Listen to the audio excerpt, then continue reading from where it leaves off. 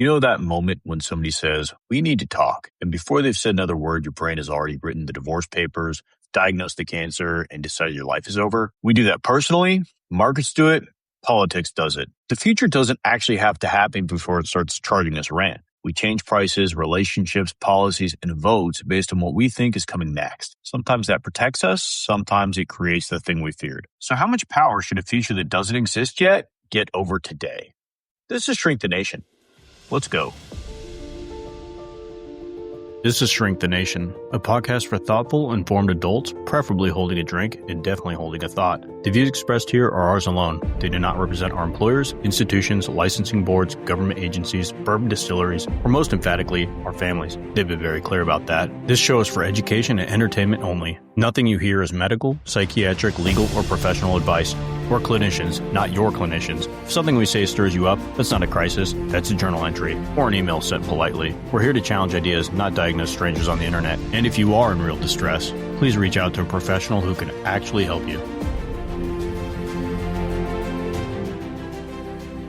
All right. Hey, welcome back to Shrink the Nation. I'm David. I am a board certified psychiatrist with some time in the military. I dabbled a little. I dabbled. Couple of decades. That's all. A regular dilettante. That was it. Feels like so long ago. And today, I am going back to my 3 bourbon experiment to see which of these is any good. Last time, I had the barrel bourbon batch 38, but I wasn't sure if I thought it was a good bourbon or not. It's a blend of 6 straight bourbon whiskeys. The mash bill for it is about 17% rye. So it's something that I think Robbie would like. I had it. I thought it was okay, but I didn't compare it to anything else. So today I'm saving it to be my last pour. What I'm starting out with is the Jefferson's Ocean Voyage 28 that I've had several times. I think it's a really good bourbon. So I'm starting there to get my palate ready for something different. Then, hold on to your seat, Robbie. I'm going to transition into a Basil Hayden toast, which is just Basil Hayden, but maybe it costs a few bucks more because they slapped a different label on it. Sure. Usually a pretty good bourbon made by the James B. Beam Distilling Company. Then I'm going to end with the Barrel Bourbon 38. So that's the plan. We'll see how well I stick to it. I'm still using my Shrink Responsibly tumbler logo rocks glass. And I am not ashamed to say that I purchased a few more that are on the way, including the promised old-fashioned values logo for rocks glass, and it's also on the pint glass. So you go to our website, shrinkthenation.com, scroll to the bottom. We got a merch page, purchase those new glasses that are available. And right now, we're running a deal, 15% off a couple of different bundles of glasses. You either get the Safe for Work microphone logo or the less safe for work tumbler logo. Check it out. ShrinkTheNation.com. Yeah, buy those things and then you can drink like a shrink. It's Rob, a board certified psychiatrist, a lot of time in the military. And I today had about maybe an ounce of Knob Creek that I found in the back of a cupboard.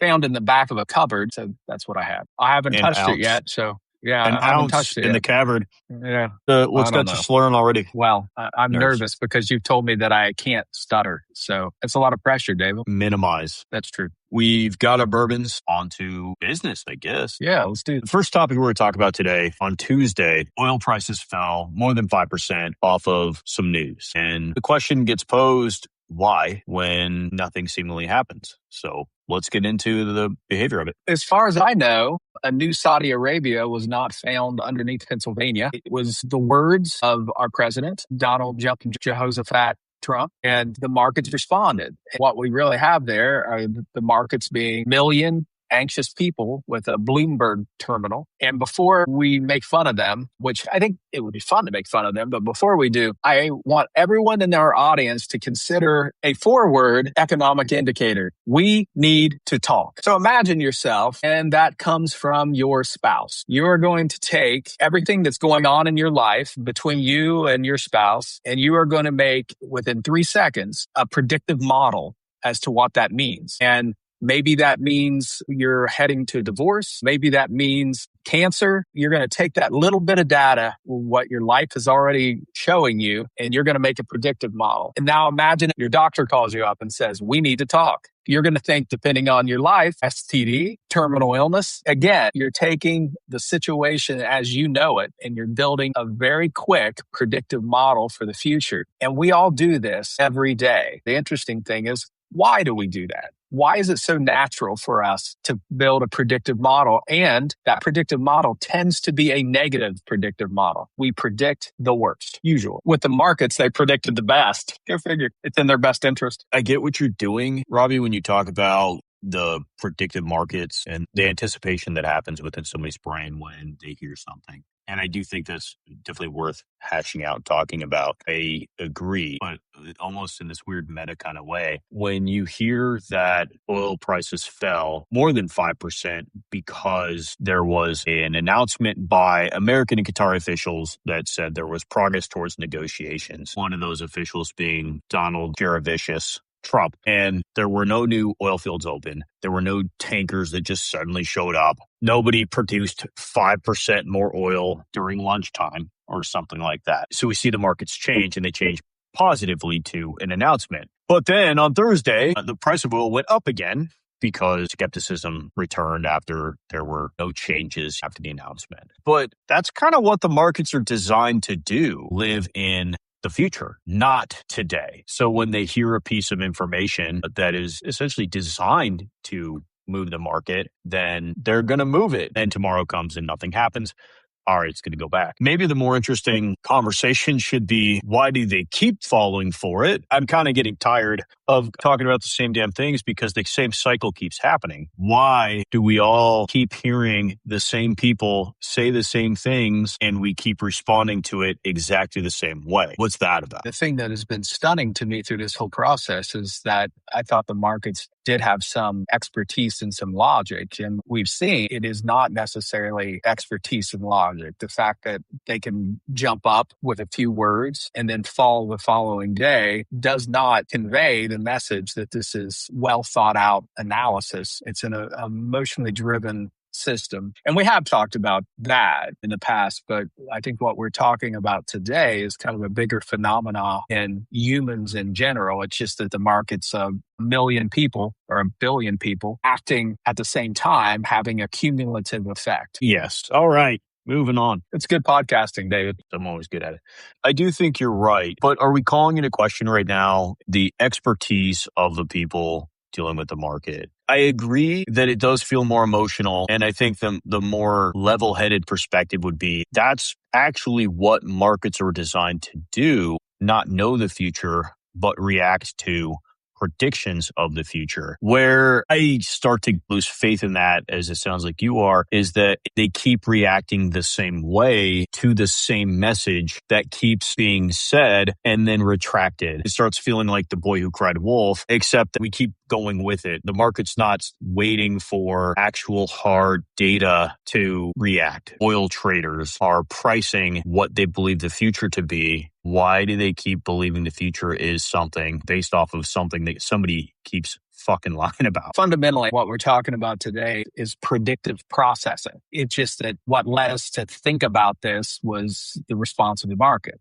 That the same statements were made, the same response happened, followed by the same outcomes. And it's led us to be curious about the human capacity to predict. So predictive processing, in other words, taking the information we have and predicting the future. What is it about us humans that make us actually notoriously bad at predictive processing? I challenge that assertion because I don't know that humans are bad at predictive processing in a situation like this. We have the tendency to predict what we want to have happen in some circumstances more than what we should objectively know will happen based off of our past experiences. You've been a psychiatrist a long time.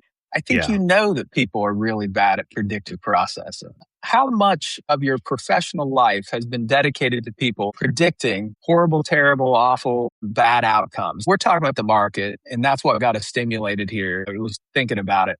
But ultimately, the market is people and people making predictions. They're making emotional predictions based on what they want to see happen or what they fear is going to happen. There may be some expertise in there. I've yet to see it. It just doesn't seem to be that. But ultimately, when your career as a psychiatrist, I think you can attest to the fact that people are really bad at predictive processing. I would say that some people are really bad at predictive processing. I don't know that everybody is bad at predictive processing, but I also think there are layers to that. It isn't just fear or desire that drives where you ultimately go. There's that protective layer. I think people are really, really good at protecting themselves from a worse outcome, and they are more comfortable with a known possible outcome. If we're just talking about like anxiety, then the anxiety is a preparation for the worst possible outcome and a certain level of comfort that comes with that. I would rather face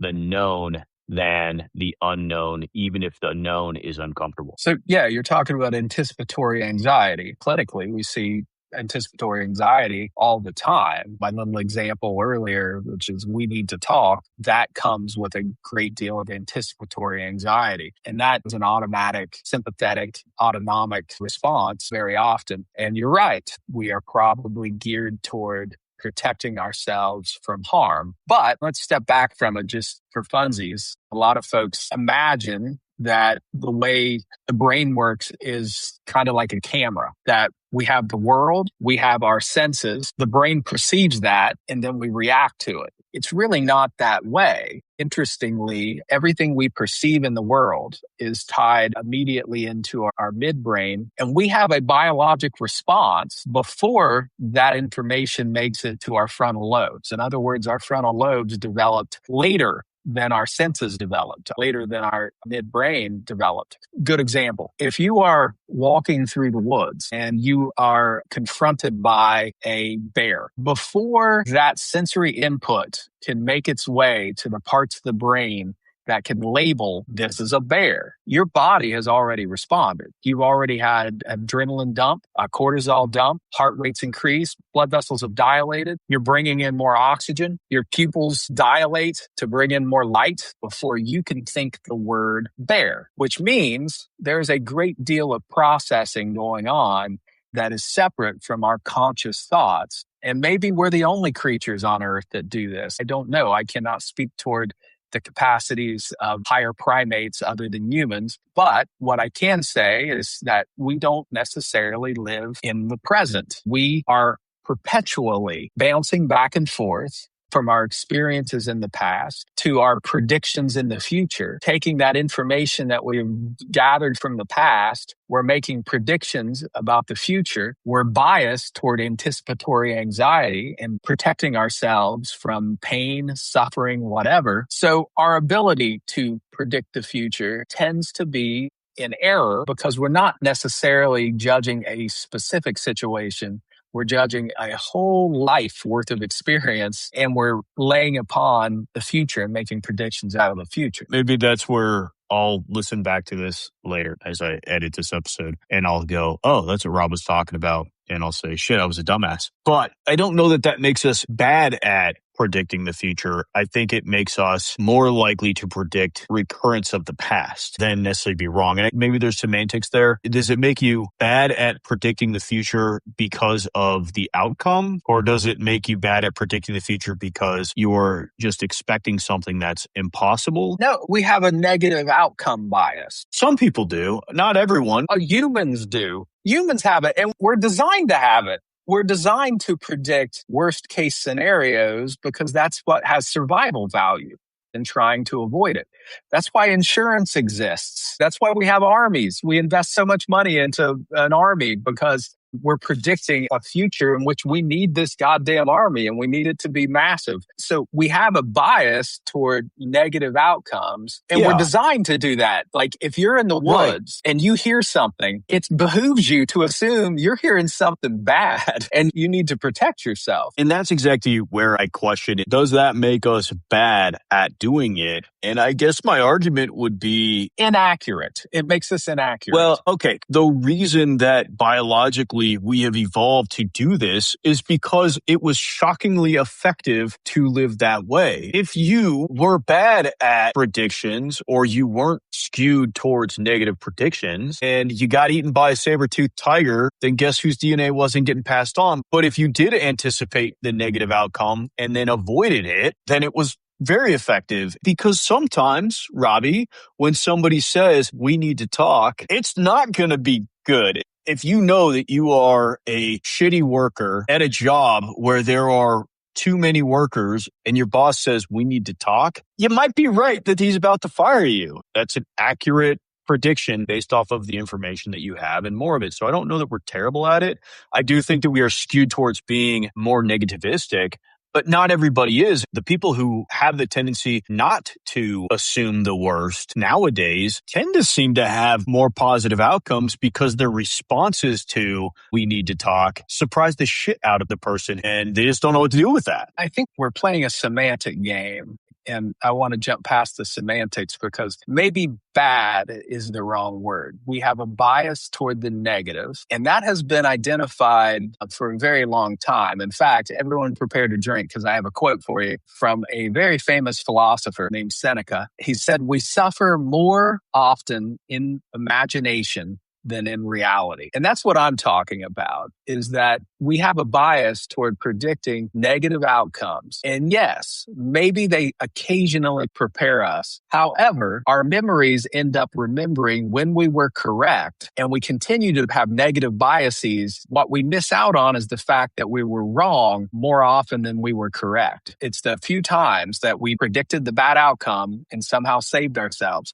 And you're absolutely right. We're designed to do this. It has survival benefits. It does not necessarily have psychological benefits right now. It has survival benefits largely for life-threatening outcomes, saber-toothed tigers. In our day-to-day world, we're not dealing with saber-toothed tigers. We're dealing with relationships with people, just life stuff that's not terribly life-threatening. Sexual politics and saving face. We invite a lot of anxiety into our life based on this predictive model. Yes, I do agree with that. I'm on to toast now. I'm drinking the Basil Hayden. Wait, you got out of order. You were gonna do the barrel last. No, Jefferson's Ocean. Okay. Basil Hayden toast. And then barrel the bourbon. Barrel bourbon. Yes. Yeah. And I will tell you, the American mutt of bourbons. I very much like the Jefferson's Ocean Voyage 28 more than the Basil Hayden. Because the Jefferson's Ocean is a wheated bourbon and the Basil Hayden is a rye. And you do not like rye. Is it a wheated bourbon?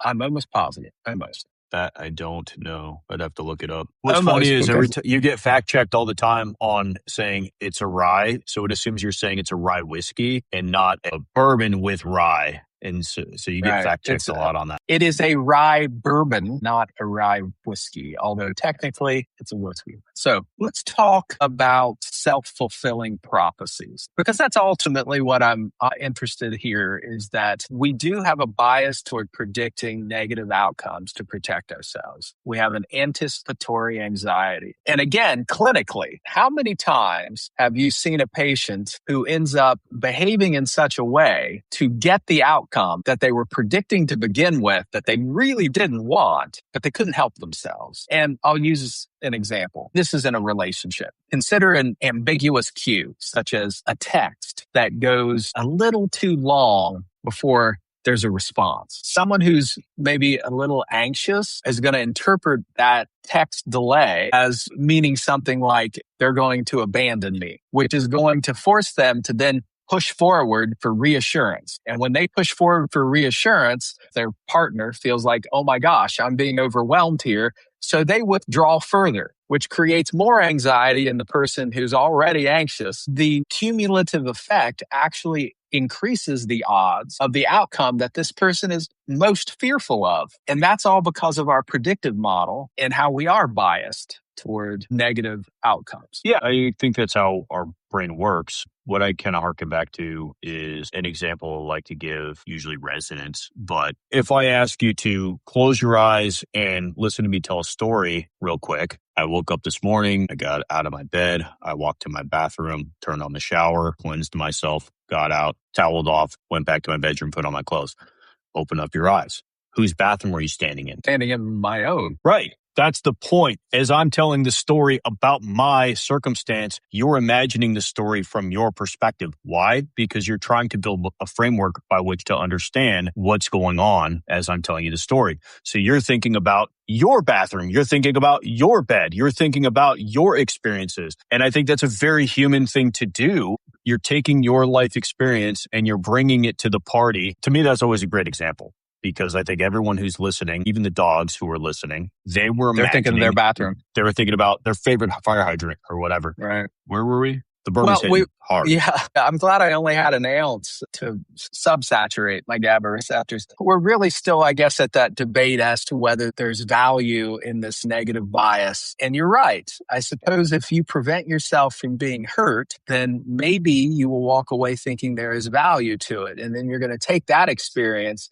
And in the future, you're more apt to make those negative predictions. And the truth be told, we're not saying that anxious people imagine everything. Sometimes abandonment is coming. It happens. Sometimes somebody is truly withdrawing from you. Sometimes that lump really needs immediate evaluation. There are bad things that happen to us. It's just that in a lifetime, my argument would be a vast majority of the time that we spend worrying about the future is just worry about the future that doesn't ever come to be. It's an inaccurate representation, anticipatory anxiety in a predictive model that ends up causing much more suffering in our lives than it does actually augment or protect us. And sometimes it actually makes the bad outcomes happen. No, I don't think you're wrong there. I think you're absolutely right. When it comes down to worry that creates undue levels of stress, yes, there is quite a bit of that occurs. There's also people that just don't do that and they are totally fine. There's that fine line between worrying about everything and not worrying about enough. Worry when there is appropriate things to worry about and don't fly off the handle every time somebody says, hey, did you take the trash out today?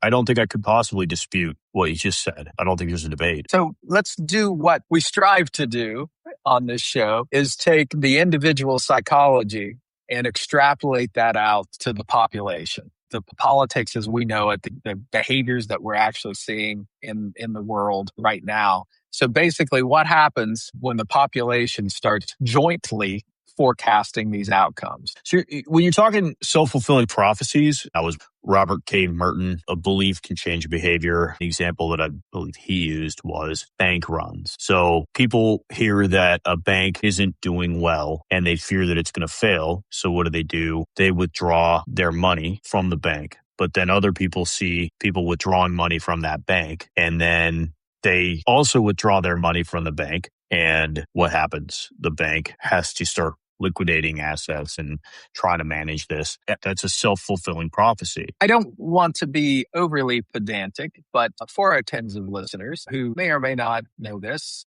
banks don't save your money out of the goodness of their heart. There's a reason why you have free checking accounts and free savings accounts, is that they're taking your money and they're investing that money. They're loaning that money. They're taking the money that you have in zeros and ones, digital money, and they are sending it out in terms of loans and investments. So at any given moment, if everybody wanted their money, they don't have the liquidity to actually give everyone their money at any given time. Luckily, most of us, we go get $60 because that's the default on the ATM or whatever. They can cover that. $60? Jesus Christ, Rob, what kind of dire financial straits are you in? $60 limit? You have a $60 limit on your ATM? Oh, you say default or no. You said limit? You said limit. No. I was very worried about you. Do you need to borrow money? No. No, I'll take gifts. I'm not going to borrow. But no, I'm just, that's the modern default on an ATM is like $60. But what we're looking at is that if there is a fear that a bank is failing, someone goes and withdraws all their money. Well, a bank can cover that. But once that one person does it, then the next person gets scared and they go withdraw all their money. And before you know it, you have a run on the bank and they're pulling out their money so fast that the bank doesn't have enough liquid assets to cover that. Then the bank fails. And that, in a sense, becomes a self-fulfilling prophecy.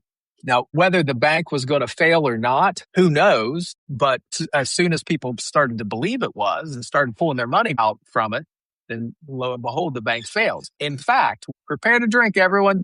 One of the most famous quotes that is used constantly is from FDR, which is the only thing we have to fear is fear itself. That has lost context over the years. That was in response to banking failure. People were pulling money out of banks because they were afraid the banks were going to fail. Now, FDR had some levers of power, so he actually shut banks down. That was the action that was taken. People could not pull their money out. And then he started doing fireside chats to just calm everyone down. Hey, we're going to be fine, people. Leave your money in the bank. It's good. So the context of that very famous quote that gets used all the time was really in the context of this banking run during the Depression. Yeah, it's a good example of self-fulfilling prophecy. But there's also times where predictions can prevent the future as well. And a very famous, good example of that was Y2K. So before the turn of the century, for a few years before it, it became apparent that a lot of computer code that was written had used just 2 digits to describe the year rather than all 4. And the concern was that once it hit 00, that might cause some major problems, catastrophic issues across banks, public services, anything you name it, especially if the date was important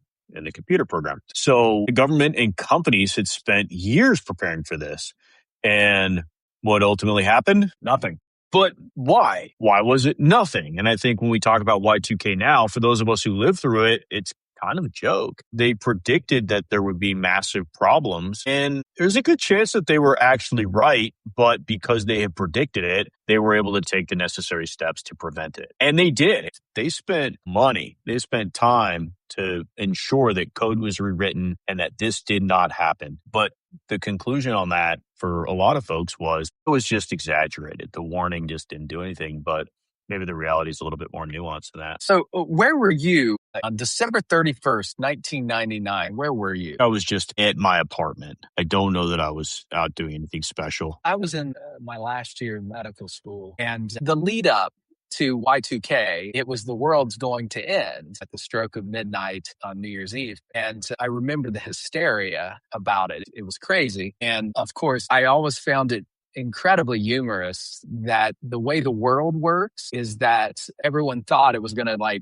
end in their time zone. But the way the world works is that it happens first in New Zealand or something like that and marched across the world. The times changed. By the time it changed where I was at, somewhere else had been in the new millennia for 18 hours or something along those lines. And from a predictive model, I could easily just check the news and see did the world end in New Zealand? No, it didn't. It didn't end in New Zealand, Australia, or China. It marched its way across the world. No problems. So I went to bed feeling pretty confident that I was going to be able to wake up the next day. But I did get a huge kick out of watching these live shows of all these anxious people pulling their hair out, waiting for the ball to drop in New York. The world was going to end there because that's where they were. I would have been on the West Coast at that point. And so by the time it got to me, it would have been okay, we're fine.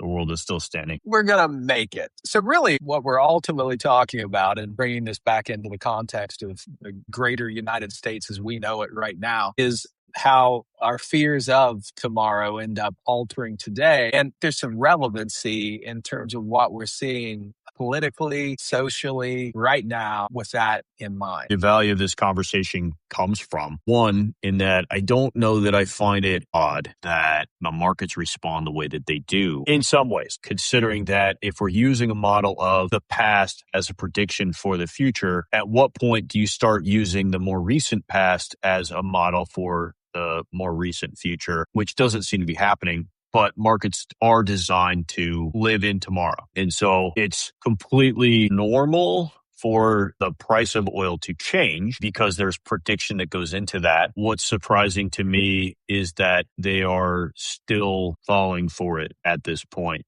No doubt. We may be at this moment a victim of overthinking that predictive model as well by saying, well, the last 27 times that he said this, nothing's changed. Maybe this time. And if I'm the one who gets it right this time, then we're going to do a lot better. Well, so the predictive future doesn't necessarily create a future event, but it does change what we pay for it in the present. So they're using, I'm going to say data. I don't think they're using data. They're using a set of, we'll just call them data points to make a prediction that has a very real world impact on what we're paying for oil. The gasoline that we're paying for is sitting in the tanks at our gas stations right now. But tomorrow it'll be more expensive or less expensive based on a predictive model of what the future is going to be that changes the price of gasoline that's already been paid for, actually. That's kind of stunning.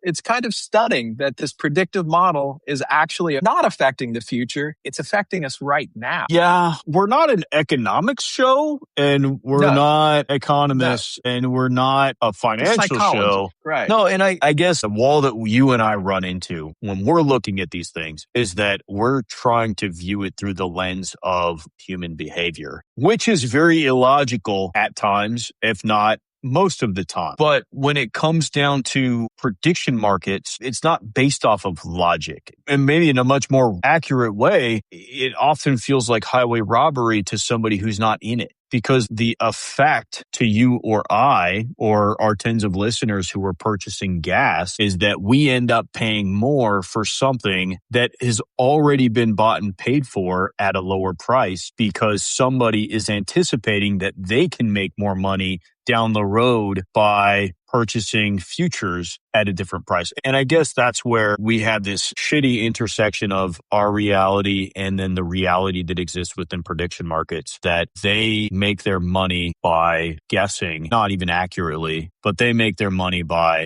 predicting what the future could hold. We are the ones who end up paying the price for it. Indeed.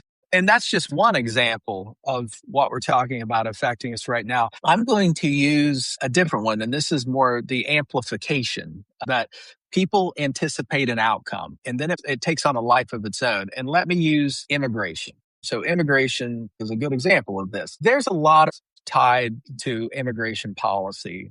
There's a lot about securing the borders that makes sense from a national security standpoint. There is some truth to the fact that a porous border is probably a bad idea in the long term, that there are only so many immigrants that we can take in. There's some reality to that. That's like real world policy kinds of things. And intelligent, good-hearted people can debate those until the cows come home. What really drove this iteration of our immigration stance had nothing to do with any of that. Every once in a while, they would talk toward that. Really, what it had to do with was a fear of the population that support the MAGA movement was that they were being replaced, that their values, their ethnicity, their identity was being replaced. That's what was underneath all that. It wasn't that, terrorists are going to get in, or even rapists were going to get in, even though those were often things that were pointed at. It was that they were going to be replaced. Their jobs were going to be taken. They were going to lose their voice. And that was a fear that was amplified in that population that led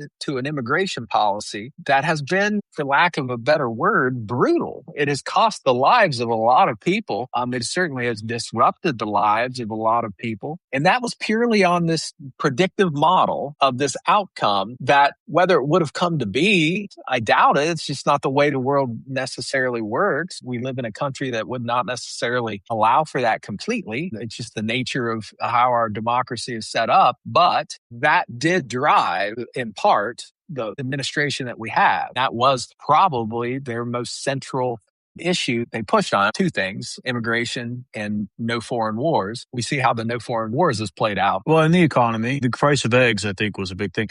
Price of eggs. I might argue that you're talking more prevention than amplification, though, on that front, because the prediction of us being run over by immigrants changed the behavior of the administration to the point that it does make that fear less likely, because who the hell wants to come here. The negative outcome from that was that we're just going to get less tourism. We're going to have fewer people here who want to come in and work in the sciences or go to universities and things like that because of the behaviors. But we are also going to have fewer people who want to cross the border illegally with the goal of just making a better life for themselves, because it's not likely that that's going to pan out well. I don't know. I have a hard time putting the immigration policy in the prevention category, but maybe down the line, 20 years, something will play out that I'll be like, oh, we really dodged a bullet with that one. I don't know.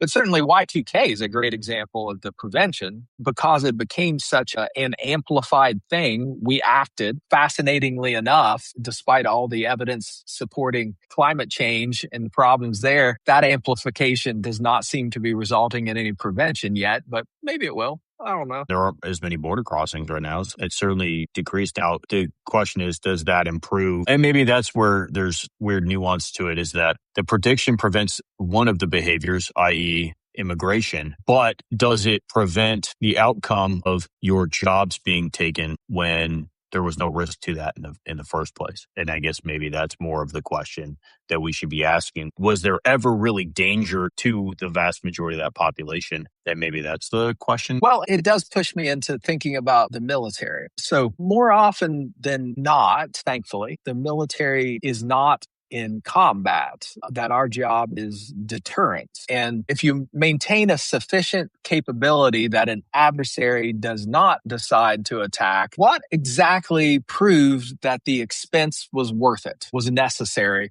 Because nothing happened. Nothing happened. So you can take the fact that nothing happened to be supportive of, gee, the expense to increase our capabilities led to the right outcome. Nothing happened. But if nothing happened, there is a strong possibility nothing was going to happen anyway. It does become a cycle. And that is, again, us utilizing a predictive model of the future that is absolutely impacting the present. Right now, we are making choices as to where we're putting our dollars, and a great number of our dollars are going into the military in the idea of preventing a future conflict that doesn't happen, except when we decide to go attack a country and let them take control of the Strait of Hormuz, and then we get stuck there. That happens when you're the anti-strategy guy, but that's a different episode. Well, but I think though there's that discussion of like, what's the difference between purchasing sunscreen versus purchasing tiger repellent? What was the actual risk and what was the likelihood that what you were purchasing could solve the problem? Well, with tiger repellent, do you put on tiger repellent in your living room Every day. and go, well, I wasn't attacked by a tiger, therefore it must be working. Life. Yeah. Yep. And so, and for our tens of listeners, I have never been attacked by a tiger, ever. Put it on every day. Yeah. So you should buy Dr. Robbie's tiger repellent, available now in our merch store. Absolutely. Yeah. It smells of sandalwood. It does. It's required. It's God. Oh God. I'm not going to get that one out of my head. No, it's Dracar Noir. No one else buys it anymore. It was very popular for a while. That's all it really is, but it's tiger repellent. 70% of the time, works every time. I've been on the barrel bourbon batch 38 now for a little while. And yikes. And I will say that if I had to rank these three, it would be the Jefferson's Ocean Voyage 28, which is not weeded, by the way. It is not. It's one of their rye based. Then I would put the barrel bourbon batch 38 and then the Basil Hayden Toast. Kind of disappointed in the Basil Hayden, to be honest. It's overpriced. It's so overpriced. I thought it was a lot better, but it is number 3 in this race of 3. So, which is a good segue to how much does tomorrow get to cost? You predicted that was going to be a good bourbon. You were willing to pay today an exorbitant price for a future. Didn't happen. Didn't come to be. That didn't happen. So, and that's, I think, the point of this episode is we don't merely imagine a future outcome. We actually end up assigning a present value. And that present value costs something today for a prediction that may or may not come to be. And yeah, we're using the past, we're using our best guesses to make that, but we're paying a price today. And we're seeing it nationally. You and I clinically see it all the time. We see people paying a price today for something that they're predicting in the future that more often than not does not come to be. And yeah, every once in a while it happens. But then you have to ask yourself, was this a self-fulfilling prophecy? Did I make this come into existence because I paid the price today and altered the future? So the future gets a vote before it even exists. The argument is over how many electoral votes it gets from a political standpoint, obviously. Yeah, I don't have anything to add to that. I think you're just right. No, I think we Well, look at politics no, and folks, politics in general. The bourbon has nothing to add. The bourbon has nothing my to God. add. David, if you removed the bourbon, David would have something to add because he always has something to add. You guys know this. The tens of listeners know this. It is the bourbon that has nothing to add. I'm regretting ending my run here on the 116.96 proof bourbon. But okay, so when we look at politics, I think that's the ultimate competition to define what tomorrow is. Yes. Because that's what political campaigns are all about. It's about selling you a future that may or may not come to fruition. Prosperity versus collapse, safety versus chaos, restoration versus decline, hope versus fear. But we vote today based off of what we're hoping to see tomorrow. The big question, I think, for all of us at this point would be, are we living in the present now that our past selves were hoping to achieve the last time we voted? If the answer is no, then we got a question moving forward. How do we do better? What can we do differently to improve the future for ourselves? And that's the crux of it, that politics is the fight to define the future. And that's a fight to control what people do today. And every political cycle, that's what's happening. They're trying to define the future. And that's why oftentimes the non-incumbent party has an advantage, because the incumbent party just a few years ago said, we're going to define the future and vote for us today. And then it doesn't come to be. So the next party then can say, well, we're going to define the future now because those guys lost, those guys failed. And that's the political cycles we live in. And it works on both fear and hope.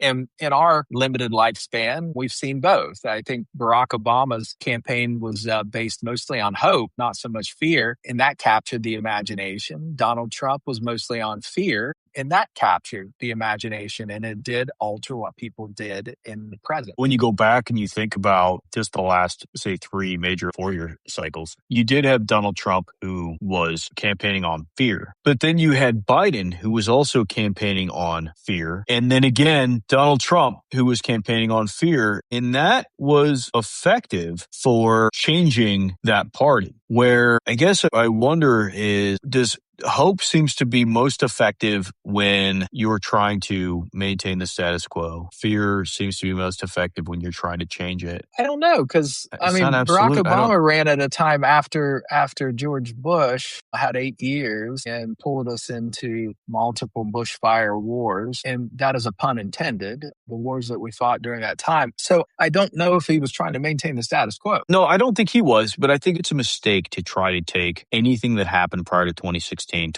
really, and use that as a model for a prediction of tomorrow. At this point, things have changed so much. This is not 2008. It's just not. I know it wasn't that long ago. We remember it. That's not the world we live in. But what's the primary change to that? And I think it's social media, monetizing those bets that really changes things, because that's what we're seeing that's different. The attention economy that has grown since that time has completely altered the way that people behave. It's altered the information that you're getting. If I go back to 2008 and I have a conversation with my grandfather, he was one of the most obnoxious but unassuming people you'd ever met. His take on other people was just, I like them. He loved people. He just did. You get to 2015 and him having a Facebook account, and all of a sudden he was talking about the most hateful, shameful rhetoric that was just not real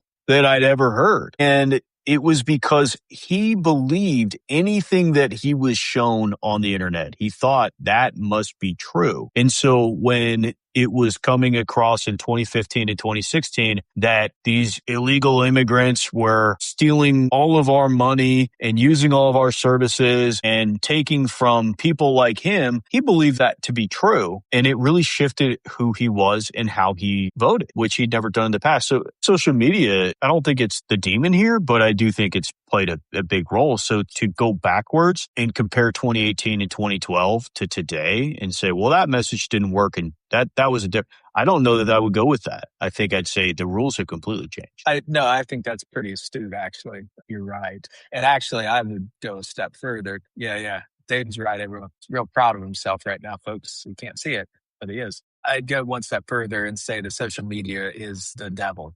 It's changed everything. And it changed the landscape. So, yes, we've gone on a little bit of a meandering trail on this episode. The take-home point for our tens of listeners is that the future does exert a price right now. The end of a possible war changes the price of oil. Possible rejection could change the course of a relationship. Possible bank failure could change depositor behavior. There are these future predictions that end up affecting how people act and what we pay right now. And there is something a little fascinating about that. And it is absolutely tied to our psychology. I've got a prescription for us. Is it more cowbell? We're going to need more cowbell. I got a fever, and the only prescription is more cowbell, no doubt. But I've got another one. All right, hit me. All right. We must require all imagined catastrophes to file a future impact statement before they're permitted to reorganize the present. The filing must identify what exactly is predicted, what evidence supports the forecast, how confident we are, what evidence would change our mind, and what exactly we're being asked to do about it right now. Predictions submitted after 2 a.m. will automatically be held for review until morning. I feel like you're just targeting Donald Jose Trump with that one at this point. That's unfair. Well, I was actually thinking about his late night bleats over, Truth Social a little bit. So you got a prescription for us, David, or is the bourbon, has it knocked it out of you? No, the bourbon is doing its job at this point, but the phrase "we need to talk" must always legally include a topic from now on. So we need to talk about dinner. We need to talk about the dog. It's got to have something. If you throw it out there by law, no more surprising people with life-changing conversations. Don't introduce that evil into the universe without a topic closely attached. Just mean. All right. ShrinkTheNation.com. Give it a look. It's got so much stuff on it that I can't even tell you everything without you getting bored. But the arcade games alone, I think, are worth going. The predictions that we've had for all of season 2 are there. Go check them out. See where we've whiffed. See where we've called it. See where we're still waiting on a final verdict. Quite a number of whiffs, folks. We're doing okay. I think we're above 50-50. So that's why they listen to us. I'm looking at it. It says overall we're at 72.9 accuracy. Serious calls, we're at 71.7. Silly calls, we're 100%, David. I think the silly calls are just called. I don't know that we are at 100%, but we'll see. We do have quite a number that are still cooking. Yeah, keep checking. I think every week we'll go in there and we'll update those. It's always really fun to see where we've got things wrong, which we do all the time. Hey, Robbie, I think that's it. Anything to add to this as I try to release the ethanol from my GABA receptors? Yeah, you should probably do that. Thank you for those who stuck through this episode, and please check out the website. It actually is tons of fun. I find myself gravitating toward it and laughing all the time. The comics are great. The arcade games are time dissolving, and the predictions are interesting. And just a little bit of homework for our tens of listeners. So I want you to take the time and figure this out for yourself, folks, if you know the answer to it. But Robbie and I next week are going to be recording in person because we have both been invited to the same quinceañera, which I'm very excited about. But if you can, I need people to confirm to Robbie at ShrinkTheNation.com, ROBBY at ShrinkTheNation.com. If you agree, I told him that he will be presented with a serape to wear over his left shoulder, symbolic of his willingness to help protect and guide the young lady who's entering adulthood. Just confirm for him that I'm not making that up, that it's not completely ridiculous. And so that he And knows for to the expect a listeners, serape. yep, he also told me I needed to show up in a thong and that the serape would clothe me. So I don't trust him. I don't trust him. I told him that I'm gonna wear a thong. I'm doing it, but just in case. I just told him that if he gets offered a sombrero, that he make sure he does not take it off during the father-daughter dance. It's considered very disrespectful. So Right. anyway, I also have to wear boots, for- apparently. for those of you who are aware, let Robbie know that I'm not bullshitting him so that he doesn't make an ass of himself, because I will be embarrassed for him if I'm there watching him behave just so inappropriately at a quinceañera. All right. Thank you so much. I'm going to cue up that music. And we are out.